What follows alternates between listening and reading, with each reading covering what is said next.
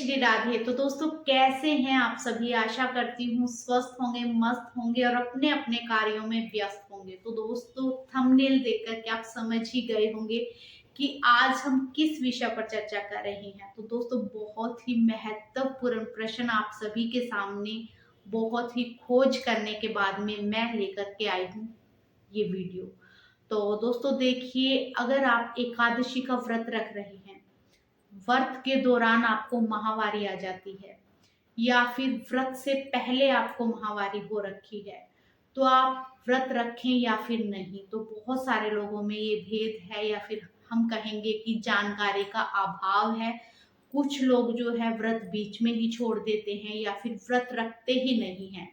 अगर आपने संकल्प लिया हुआ है कि आप एकादशी के सारे व्रत करेंगे और आपको ये समस्या व्रत के बीच में हो जाती है, तो फिर आप क्या करेंगे? तो इस प्रश्न पर अगर आप संपूर्ण जानकारी जानना चाहते हैं तो एंड तक वीडियो में बने रहिए, क्योंकि इस वीडियो के माध्यम से आपको बहुत ही सुंदर जानकारी आज मिलने वाली है। तो दोस्तों ये समस्या किसी भी महिला के साथ हो सकती है।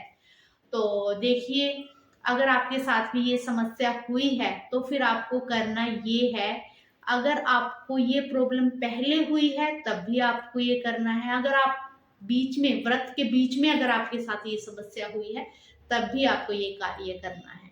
तो करना ये है कि देखिए, तो दोस्तों सुबह में आपको जग करके सबसे पहले तो व्रत वाले दिन स्नान आदि कर लेना है। स्नान आदि करके आप जो है देखिए, नॉर्मल जो हम एकादशी का व्रत रखते हैं तो हम क्या करते हैं, नहा करके सबसे पहले पूजा घर में जाते हैं और जल हाथ में लेकर के संकल्प करते हैं कि आज एकादशी का व्रत है तो इस व्रत को हम बिना अन्न खाए पूर्ण करेंगे और प्रभु जी आप हमारा पूरा पूरा साथ देंगे इस व्रत को पूर्ण करने में। तो इस तरह से 2 लाइन बोल करके हम जो है संकल्प लेते हैं। लेकिन इस दौरान आपको ये जो जल से संकल्प लेना है ना, ये कार्य नहीं करना है। तो आपको संकल्प लेना है, लेकिन आपको लेना है पुष्प से।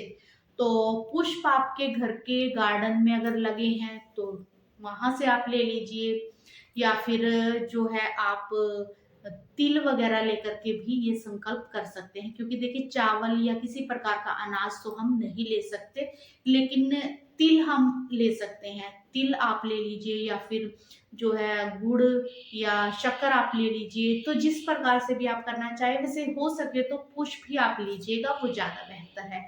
बाहर से आप मंगवा सकते हैं किसी से भी, या फिर कहीं पर जैसे आपके आस पड़ोस में कहीं पर लगे हो तो वहां से आप लेकर के आ जाइए। तो थोड़े से आप पुष्प ले लीजिए।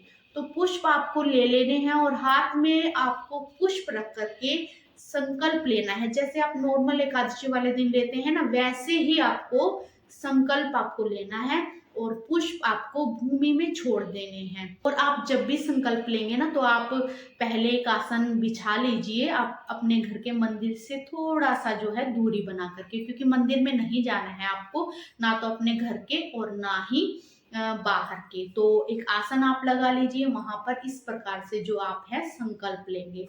तो संकल्प लीजिए, व्रत को शुरू कीजिए। अच्छा, कथा जो आप सुनते हैं या फिर स्वयं जो है आप कथा पढ़ते हैं, तो देखिए मैं तो स्वयं ही मैंने एक पुस्तक ले रखी है एकादशी व्रत की, तो वहां से मैं कथा को जो है व्रत वाले दिन पढ़ती हूँ।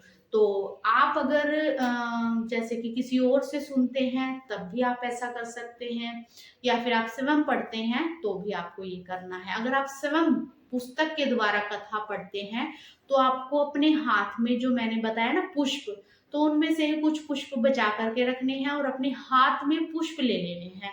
तो तुलसी का पत्र तो आप मत लीजिएगा, क्योंकि वैसे कथा सुनते वक्त तुलसी का पत्र हाथ में लेकर के कथा सुननी चाहिए।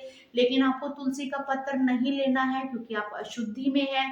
तो आप पुष्प हाथ में ले लीजिए। पुष्प लेकर के आपको कथा पुस्तक के द्वारा नहीं सुननी है, जो आप पुस्तक के द्वारा कथा सुनते थे। हो सके तो धार्मिक पुस्तकों को आपने छूना ही नहीं है, यानी कि हाथ नहीं लगाना है। वैसे इस विषय में किसी ग्रंथ में ऐसा कोई जिक्र नहीं है कि इस अवस्था में हम पुस्तक को हाथ ना लगाएं, लेकिन कोशिश कीजिए कि आप पुस्तक को हाथ ना लगाएं, क्योंकि जो पुस्तकें होते हैं ना, हम अपने घर के मंदिर में ही रखते हैं, क्योंकि हम नहीं चाहते कि हमारे घर की मंदिर में कोई भी ऐसी पुस्तकों को हम छुएं या फिर कोई अशुद्धि वगैरह आए। तो इसलिए आपको करना ये है कि आपको जो ये कथा है ना, वो इंटरनेट के माध्यम से सुननी है या फिर जो है पढ़नी है।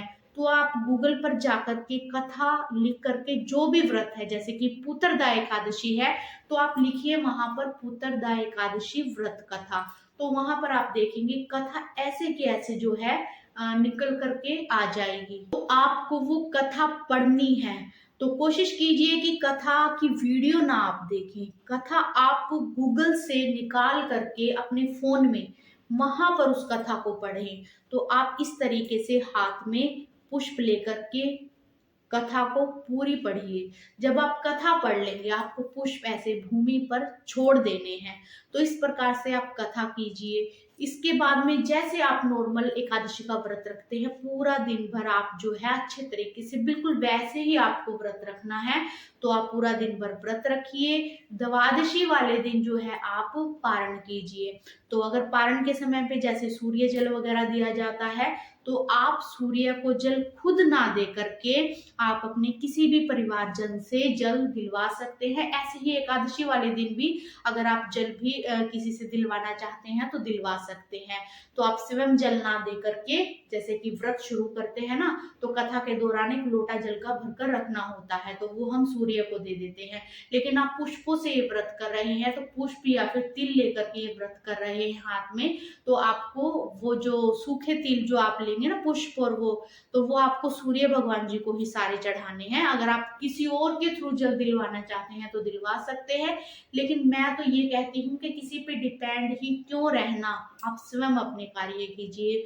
तो जो आपने पुष्प और वो रखे थे, तो आप जो अगले दिन द्वादशी वाले दिन भी आप थोड़े से पुष्प दे करके सूर्य भगवान को इस तरह से अपना व्रत पूर्ण कीजिए। तो इस तरह से आप जो है एकादशी वाले दिन और द्वादशी वाले दिन सूर्य भगवान जी को पुष्प अर्पित कीजिए और अपना व्रत पूर्ण कीजिए। तो इस तरह से व्रत रख सकते हैं आप। इस व्रत के बारे में और जानकारी अगर आप जानना चाहते हैं, तो आप नीचे कमेंट करके जरूर से मुझे पूछिए। और मुझे ऐसा लगता है कि मैंने संपूर्ण जानकारी आपको दे दी है, लेकिन फिर भी आपका कोई सवाल है तो आप पूछ सकते हैं। वीडियो किसी के साथ शेयर करना चाहते हैं तो जरूर से शेयर कीजिए। मिलते हैं नेक्स्ट वीडियो में। श्री राधे।